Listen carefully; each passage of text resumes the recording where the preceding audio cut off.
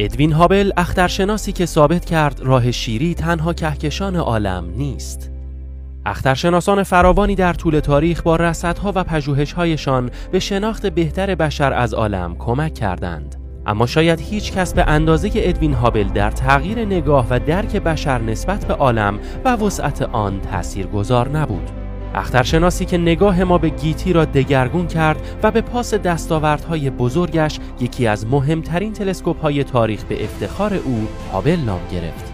ادوین هابل در سال 1889 متولد شد و مدرک تحصیلی خود را در رشته ریاضیات و نجوم در سال 1910 از دانشگاه شیکاگو دریافت کرد. علاقه ادوین هابل به نجوم اما هرگز مورد تایید پدرش قرار نگرفت و در نهایت او به پدرش قول داد که نجوم را دیگر دنبال نکند. در نهایت او در رشته‌های حقوق، ادبیات و زبان اسپانیایی تحصیلات خود را در دانشگاه آکسفورد ادامه داد.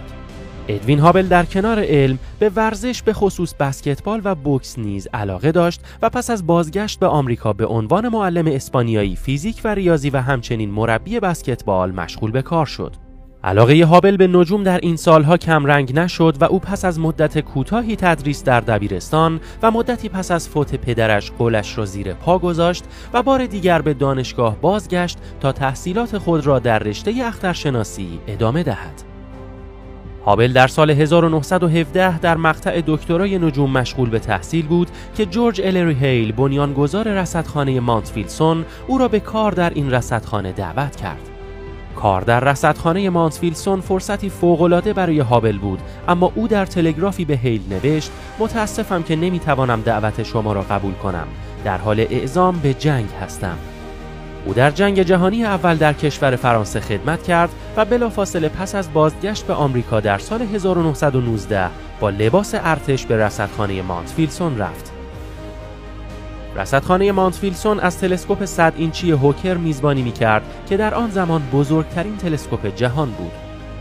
پیش از آغاز فعالیت‌های حرفه‌ای هابل، هارلو شپلی موفق شده بود قطر کهکشان راه شیری را محاسبه کند. رصدها و محاسبات او نشان می‌داد که قطر کهکشان راه شیری حدود 300,000 سال نوری است که تقریباً 10 برابر محاسبات قبلی بود. اما شپلی همانند بیشتر اخترشناسان آن دوره بر این باور بود که راه شیری تنها کهکشان عالم است و تمام سحابی‌های مارپیچی در فاصله ای نزدیک و درون کهکشان راه شیری جای دارند. هابل اما در زمان مناسب در مکان مناسب قرار گرفت تا یکی از بزرگترین اکتشافات علمی تاریخ را انجام دهد. او شب‌های زیادی با استفاده از تلسکوپ هوکر از کهکشان آندرومدا که در آن زمان سحابی آندرومدا نامیده میشد تصویربرداری کرد. رصدهای او بالاخره در سال 1923 منجر به یافته‌ای مهم شد و او توانست یک ستاره متغیر قیفاووسی را در کهکشان آندرومدا آشکار کند. متغیرهای قیفاووسی یکی از شمع‌های استاندارد کیهانی اند که تنها با سنجش درخشش ظاهری آنها میتوان فاصله‌شان از زمین را با دقت خوبی محاسبه کرد. در نهایت محاسبات هابل نشان داد که کهکشان آندرومدا 1,000,000 سال نوری از ما فاصله دارد و در واقع کهکشانی خارج از کهکشان راه شیری است. کهکشانی که خود از میلیون‌ها ستاره تشکیل شده است. این کشف هابل نشان داد عالم بسیار بسیار بزرگتر از تصورات قبلی است. چیزی که هابل به آن رسید به نوعی کشف کیهان بود و اهمیت فراوانی داشت. دستاوردهای ارزشمند هابل اما تنها به این مورد محدود نمی شود. پس از کشف اینکه کهکشان‌های دیگری جز راه شیری در عالم وجود دارند، هابل تلاش کرد تا با طیف نگاری از کهکشان‌ها سرعت حرکت آنها را محاسبه کند. او در سال 1929 به این نتیجه رسید که کهکشان‌ها در حال دور شدن از ما هستند. رصدهای او نشان می‌داد فاصله یک کهکشان از ما با سرعت دور شدن آن رابطه مستقیمی دارد. رابطه‌ای که اکنون آن را با عنوان قانون هابل می‌شناسیم. این کشف در آن زمان دستاوردی بسیار بزرگ محسوب می‌شد و نشان می‌داد عالم در حال انبساط است.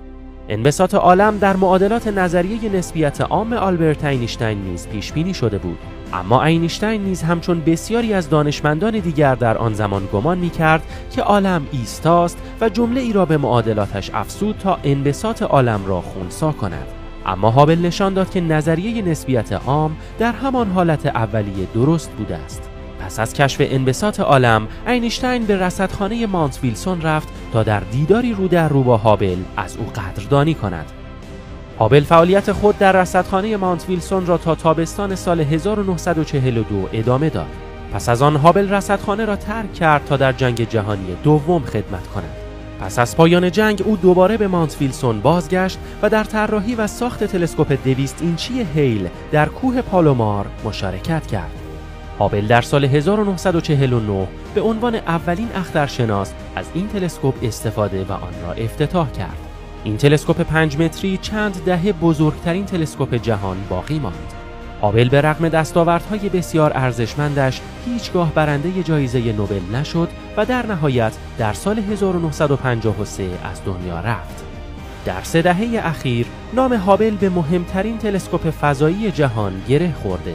تلسکوپی که به اخترشناسان این فرصت را می‌دهد که راه ادوین هابل را ادامه دهند و چیزهایی را کشف کنند که کسی انتظارشان را نداشته است. درست همان چیزی که هابل مشتاق آن بود.